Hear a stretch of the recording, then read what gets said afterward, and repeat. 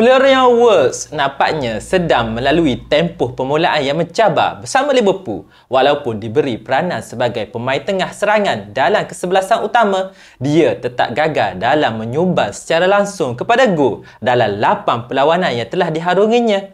Tiada assist, tiada gol. Satu-satunya sumbangan gol beliau setakat ini ialah satu assist yang dicatat ketika Liverpool menentang Crystal Palace dalam Community Shield. Prestasi kurang meyakinkan ini mungkin menunjukkan beliau masih menyesuaikan diri dengan gaya permainan Liverpool dan mencari keserasian dengan rakan sepasukan. Bebanan tag harga yang mahal boleh menjadi faktor tekanan tambahan yang mungkin sedang ditangani oleh Wolves menghalang beliau untuk menunjukkan potensi penuhnya di atas padang. Peminat Liverpool pasti mengharapkan agar tempoh penyesuaian ini tidak berpanjangan dan Wolves dapat segera menemui rentak untuk memberi impak yang lebih besar kepada pasukan.